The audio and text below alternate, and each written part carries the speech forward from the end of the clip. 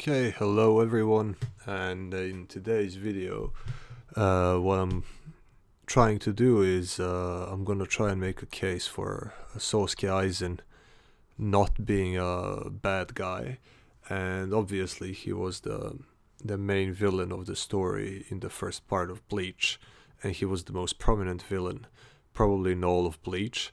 So everybody kind of thinks that is he's a bad guy, and he definitely did some very very bad things. But I don't think he was necessarily inherently evil.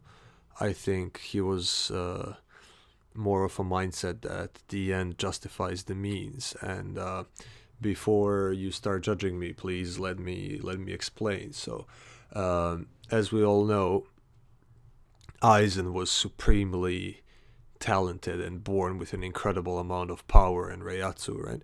So as even as a kid, he was outstanding, and he was like much better than his peers, and even stronger than some of the older Shinigami, or even some of the captains, which we have seen in the Turn Back the Pendulum arc, how he managed to like really pull everybody by the nose and play the entire Soul Society, right? So, like, why is he not bad?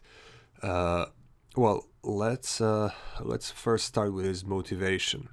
So, what did he want to do? Aizen wanted to pretty much replace the Soul King, and he saw some faults in the system, which definitely the system that the Shinigami have is not and was not perfect.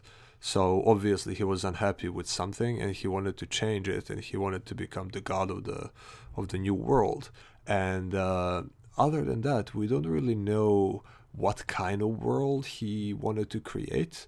So of course we know what Yuha Bach wanted to do, but we don't really know what Aizen had planned if he managed to succeed in replacing the Soul King, right?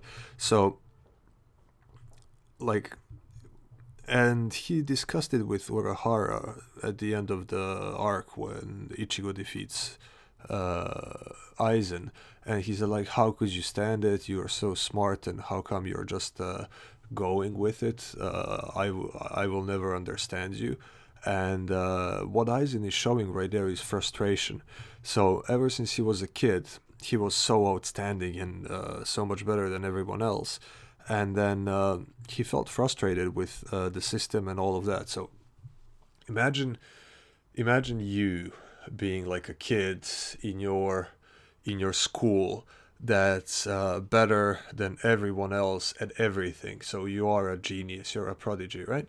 And then everything that you do at said school is very easy for you, and you don't understand why uh, people cannot keep up, or even if you do, then you're very frustrated that you have to be grouped with such people, and that you can't be expressing yourself fully, because that was what was happening to Aizen from a young age. He couldn't be him.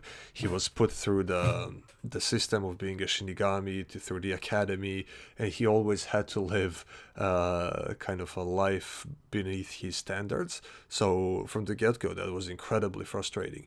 And then imagine. Imagine you being such a genius kid, wanting to express yourself, wanting to show your ability to the world and do all of these incredible things, and then you have a system like the Soul Society, like the Serite was, that's very stuck in its old ways and very traditional, and which we have seen from the old Captain Yamamoto. Like, even he wanted to punish Rukia, and then he didn't want to accept Ichigo, and then even with Urahara, like, he's really like traditional. He's not a bad man, but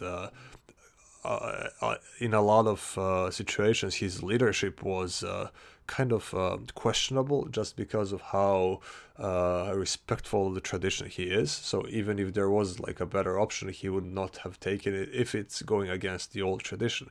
So Aizen was clearly frustrated by that, and he found some similar-minded people to aid him in what he was doing. If you look at Ichimaru Gin, he was like a super prodigy as a kid. He finished the academy like in half the time that it took for like everyone else. So what Aizen wanted to do is he wanted to make a change. He maybe even wanted to make the world better, but he was just so fed up with everything. Like it's like when you were a teenager, and I'm not saying Aizen ever grew out of his teenage like pains and growing pains, but like the Shinigami's lifespan is so long, right? They live for like thousands of years. So Aizen, not like what's like a teenage period for us may seem like an eternity when we're going through it, but imagine that lasting like a 500 years. So that's incredibly frustrating if you're not allowed to express your express you.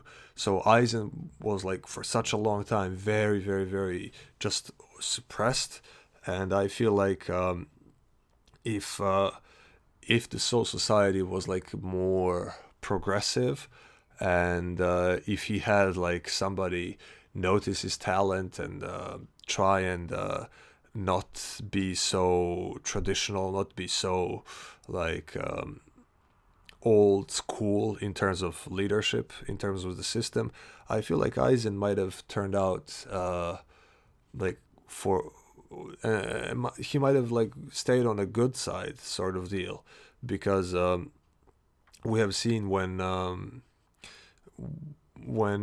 Ichigo defeated, and I mean Urahara and Ichigo, right? So we have seen him clearly frustrated and clearly respectful of Urahara, and like wondering why are you accepting this kind of system? And then even Hogyoku rejected him. So what does that really mean?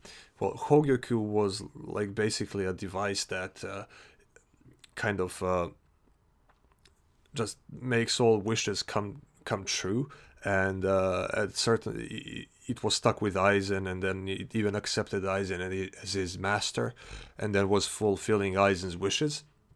So while Aizen was like longing for power and he was striving for more, excuse me, Hogyoku was fulfilling all of those wishes, right? And then at the end, when he was defeated by Ichigo, the Hogyoku rejected him. So what does that mean? It means that Aizen, by the end, he was so strong. He was so on another level from everybody else, like mentally and physically, like strength wise, and just. Ju- just thinking on another level, just sort of a different kind of existence. So nobody could relate to him, nobody could understand him, and he saw no equal. And that's why he did what he did with Ichigo. That's why he planned Ichigo's life step by step. That's why he let him meet Rukia. That's why he let him fight Grimjow, and that's why he put him up against the Luciora so he could draw his power, because he was hoping that somebody could come and climb up to his level and challenge him. And that's what happened. And then when Ichigo successfully managed to go to that level and even surpass Aizen, Aizen Aizen kind of just lost his drive, because he didn't plan past that point.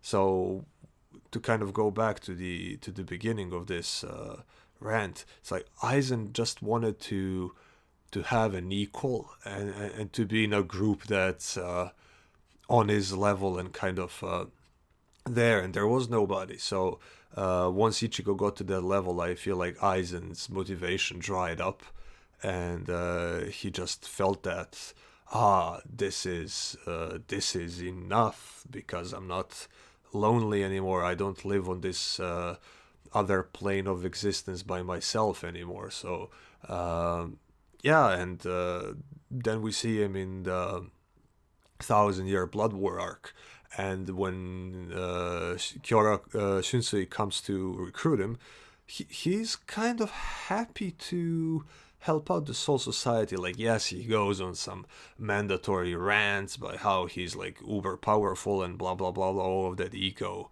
trip that we all know and love Aizen for.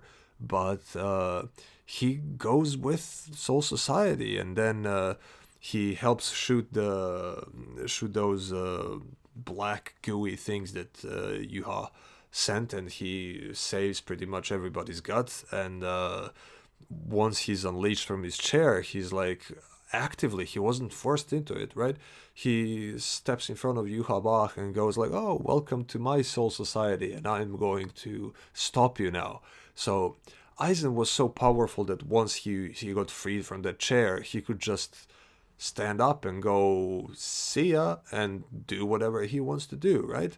He didn't have to fight anyone. He didn't have to fight for anybody else but by himself, which proves that he's not actually like a bad guy. He actually helped out by the end.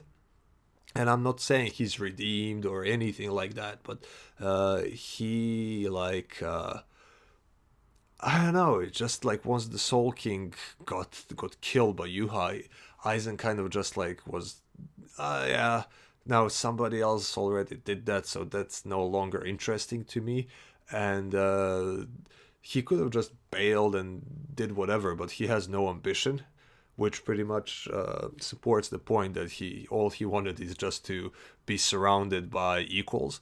And I think he was smiling a lot in the last fight when him and Ichigo and Renji teamed up against Yuha, and he was enjoying himself a lot because he was surrounded by pretty badass dudes on his level. So yeah, in the end they throw him back into Muken, and he just kind of goes with it and stays there, and he still has the Hogyoku, and nobody can kill him and whatever. So yeah, we'll see what happens if the story ever continues. But I'm super hyped to get the anime back sometimes next year, hopefully. And yeah, in the meantime, I'll be reading the light novels. I just got Can't Fear Your Own World. So hey, if you're that's pretty much for the video, I mean. So if you're hyped for the Bleach anime coming back, if you're enjoying the Bleach novels, and or if you're hyped for the next couple of books getting translated, please let me know in the comments down below, and it would really help if you like and subscribe to all of that YouTuber jazz for the YouTube algorithm. And hope you enjoyed the video. So see you in the next one, whenever that is. Peace.